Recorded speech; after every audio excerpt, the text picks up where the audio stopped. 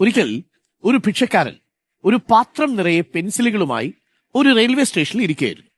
ഒരു ചെറുപ്പക്കാരനായ ബിസിനസ്സുകാരൻ അതുവഴി കടന്നുപോയപ്പോ ഭിക്ഷക്കാരന്റെ പാത്രത്തിലേക്ക് 100 രൂപ വലിച്ചെറിഞ്ഞു. പെൻസിലുകൾ ഒന്നും എടുത്തില്ല. അല്പം മുന്നോട്ട് പോയതിനു ശേഷം ആ ബിസിനസ്സുകാരൻ തിരിച്ചു വന്ന് കുറച്ച് പെൻസിലുകൾ എടുത്തു. എന്നിട്ട് പറഞ്ഞു, ഇതിന്റെ വില ഞാൻ തന്ന 100 രൂപയ്ക്ക് ന്യായമായെന്ന് കരുതുന്നു. ഏതായാലും ഞാനും നിങ്ങളും ഓരോ തരത്തിൽ ബിസിനസ്സുകാരാണല്ലോ. ഇതും പറഞ്ഞ് അയാൾ ആ ട്രെയിനിലേക്ക് കയറി യാത്ര പുറപ്പെട്ടു.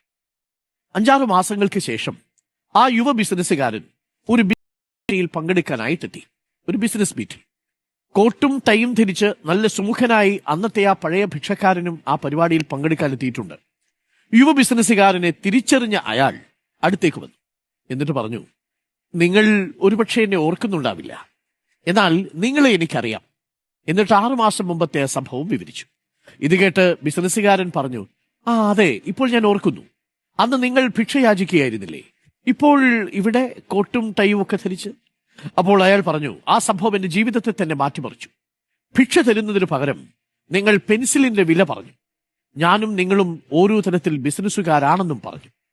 എനിക്ക് സങ്കല്പിക്കാൻ പോലും പറ്റാത്ത ഒരു വാചകമായിരുന്നു അത്. ബിസിനസ്സുകാരൻ എന്ന് ആദ്യമായാണ് ഒരാൾ എന്റെ മുഖത്ത് നോക്കി പറഞ്ഞത്. അതെന്റെ ആത്മവിശ്വാസത്തെ ഉണർത്തി. ഭിക്ഷാടനം ഉപേക്ഷിച്ച് അല്പം പരിശ്രമത്തിനൊടുവിൽ ഞാനൊരു ബിസിനസ് തുടങ്ങി.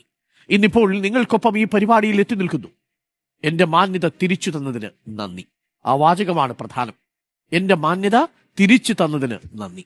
മറ്റുള്ളവരുടെ ആത്മാഭിമാനം തൊട്ടുണർത്താനായാൽ നിങ്ങൾക്ക് മനുഷ്യരിൽ അത്ഭുതങ്ങൾ സൃഷ്ടിക്കാൻ കഴിയും. ഒരാൾക്ക് നൽകാൻ കഴിയുന്ന ഏറ്റവും വലിയ സമ്മാനം അയാളിൽ പ്രചോദനവും പ്രേരക ശക്തിയുമായി തീരുക എന്നതാണ്.